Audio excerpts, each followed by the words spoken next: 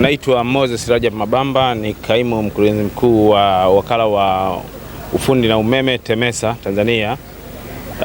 Kama tunavyofahamu, siku za nyuma kuanzia tarehe 5 wenzetu wa TEMESA na wa TASAC pamoja na idara ya hali ya hewa walitangazia kuwepo na pepo kubwa ambazo zilikuwa zinavuma katika bahari yetu ya Hindi. Hii ilisababisha TEMESA kusimamisha kivuko chetu. Baada ya kusimamisha kivuko hiki, tulilazimika pia kufanya matengenezo ya kivuko hiki cha MV Kazi, ambapo tumebadilisha injini.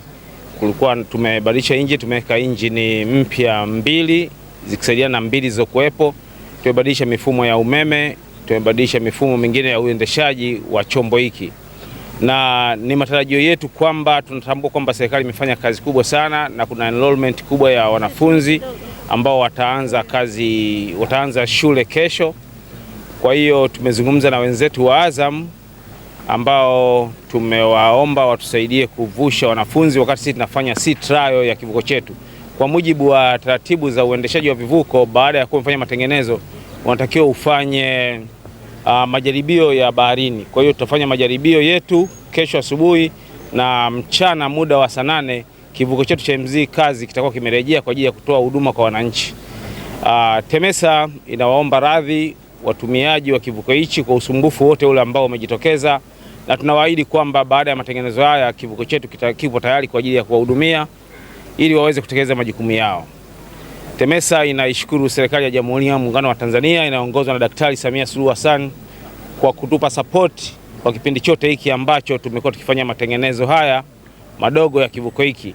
Ni matarajio yetu kwamba mwezi wa 4 kwa mujibu wa mkataba kivuko cha MV Magogoni kitakuwa kimerejea, na mwezi wa 10 kivuko cha MV Kigamboni kitakuwa kimerejea kutoka kwenye matengenezo makubwa, na hapo kivuko chetu cha MV Kazi tutakipeleka kwenye matengenezo makubwa ili tuendelee kutoa huduma kwa wananchi. Kwa majina naitwa Juliana Didas, ni mkazi wa Kigamboni.